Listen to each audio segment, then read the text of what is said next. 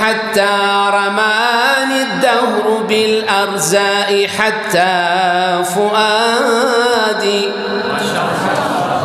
رماني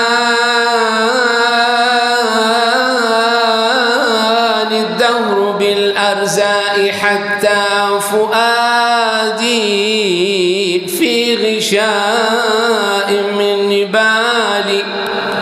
أخي الكريم، ترجمها إلى اللغة الإنجليزية إذا كان عندك قدرة أن تترجم.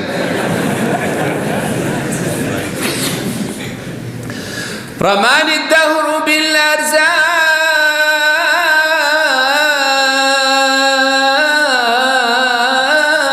حتى فؤادي في غشاء من نبالي،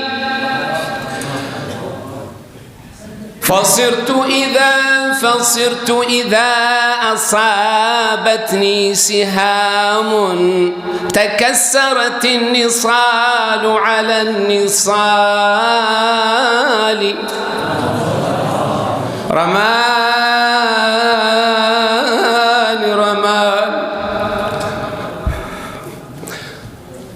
رماني الدهر بالأرزاء حتى فؤادي في غشاء من نبالي، فصرت إذا أصابتني سهام تكسرت النصال على النصال، فهان وما أبالي بالرزايا، فهان وما أبالي بالرزايا، لأني ما انتفعت بأن أبالي.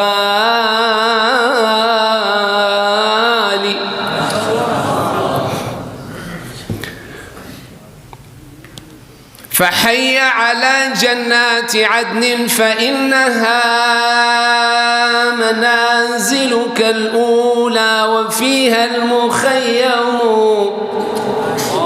فحي على جنات عدن فإنها منازلك الأولى وفيها المخيم، ولكننا سبي العدو، فهل ترى نعود إلى أوطاننا ونسلم. والله أيها الإخوة، هذا الجمال وهذه الرقة للغة العربية أكاد يعني أتصور أن هذه اللغة نور من نور الله عز وجل. الله أنزله إلى الأرض فاختار له أفضل الخلق وهو محمد صلى الله عليه وسلم. أيها الإخوة، لا تتكلموا عن جمال العربية، ولكن تكلموا عن جمال من نطق بها محمد صلى الله عليه وسلم. تكلموا عن جمال رسول الله، تكلموا عن حب رسول الله. وإليكم هذه الأبيات في حب رسول الله، اسمعوها.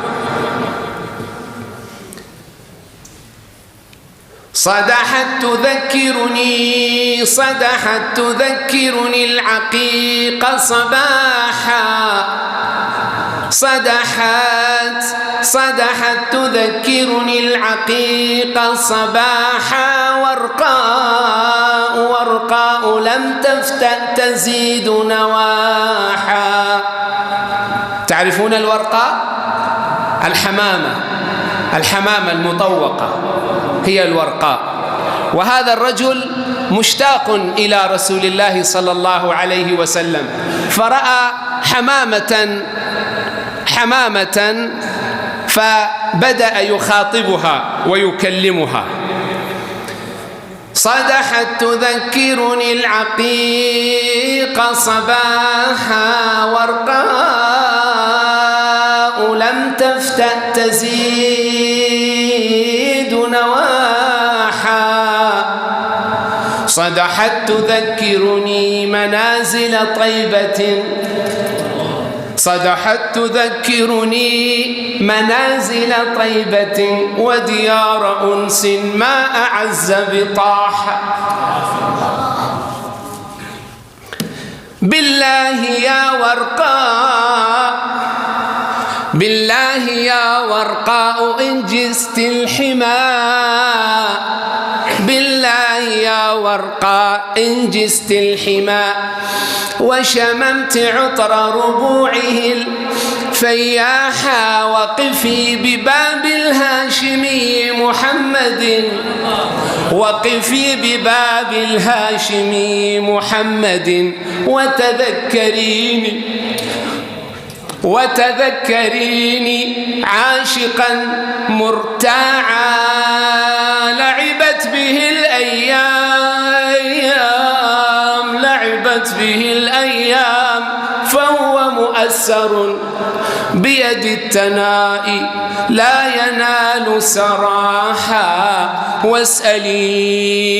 واسأليه هل يحظى الأسير بزورة ليعيش من بعد الضنا مرتاحا،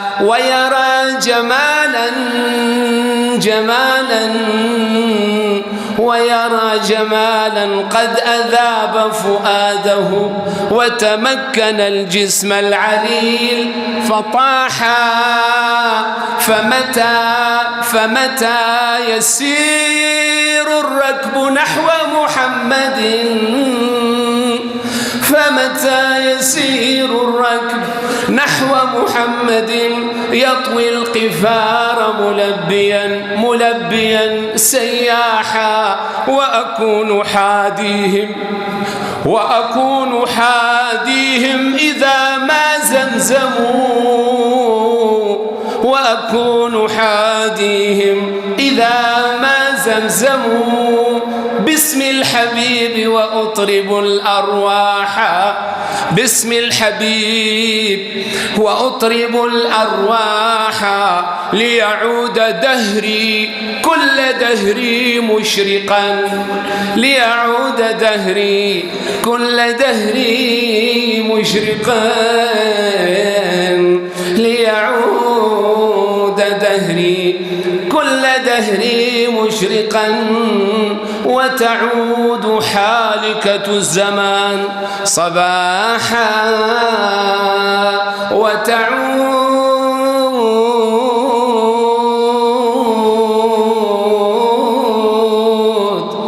وتعود حالكة الزمان صباحا.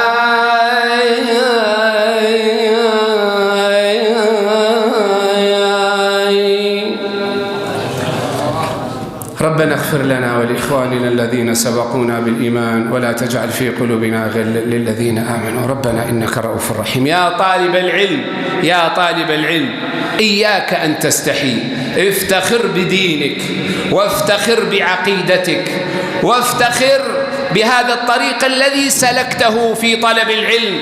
فنبيك الكريم عليه الصلاة والسلام يقول: من سلك طريقا يلتمس فيه علما سهل الله له طريقا إلى الجنة. هل هناك طريق أفضل من طريق الجنة؟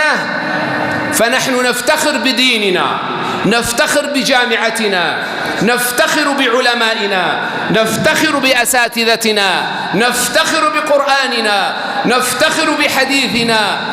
أيها الإخوة، أنت على ثغرة عظيمة، الصغير منكم والكبير، الصغير منكم والكبير، المبتدئ منكم والذي تخرج من هذه الجامعة أو سيتخرج. أيها الأخ العزيز، أيها الأبناء الأعزاء، أيها الإخوة الكرماء، بارك الله فيكم. إن كان الناس قد ملكوا المال وملكوا العمارات وملكوا الثروات، فنحن نملك في قلوبنا كتاب الله عز وجل، نحن نملك في قلوبنا حديث رسول الله صلى الله عليه وسلم. يكفينا فخرا ويكفينا عزا أننا هنا في الجامعة الفريدية نقف على هذه الثغرة كما كان يقف أبو بكر وعمر وعثمان والتابعون ومن جاء بعدهم من العلماء، والله ما وصل لكم هذا العلم إلا بجهود علمائنا وفقهائنا. فرحمة الله على جميع علماء الأمة، ورحم الله جميع فقهائهم ومحدثيهم، ورحم الله جميع طلاب العلم على أي أرض كانوا وفي أي أرض سكنوا وأينما حلوا وارتحلوا.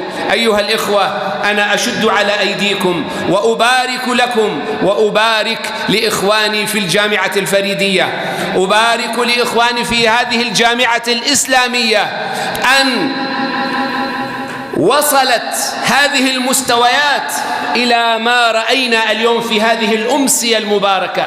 إنها والله أمسية مباركة، أمسية طيبة، أن نرى فيها هذه المستويات، نرى فيها هذا التقدم وهذه الجهود التي تبذل لخدمة اللغة العربية، خدمة لغة القرآن والسنة، خدمة لغة العلم والجهاد، لغة الفاتحين، لغة الصامدين، لغة المثابرين، لغة الأتقياء، لغة المؤمنين. نعم أيها الإخوة، والله إننا يكفينا فخرا وعزا أننا نسمى أو يقال عنا أننا طلاب علم، أننا طلاب علم.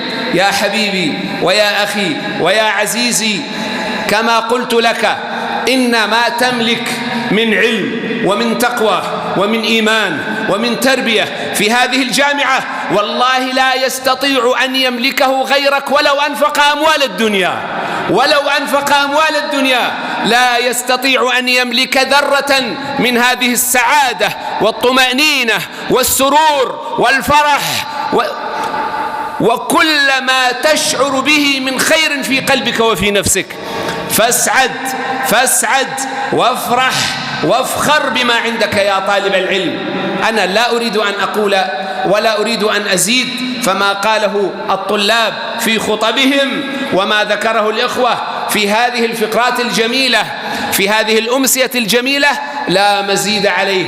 وكما قلت لكم والله إن هذه الأمسية قد أفرحتني كثيرا، كما أني بكيت كثيرا مع نفسي وأنا أرى هذا المستوى الطيب. فجزى الله خيرا إدارة الجامعة، وأخص بذلك الأخوة في قسم التخصص في هذه الجامعة المباركة. فبارك الله في جهودكم وتقبل الله منكم ورزقنا وإياكم الإخلاص في القول والعمل، وإلى مزيد من التقدم والبذل والعطاء. والسلام عليكم ورحمة الله وبركاته.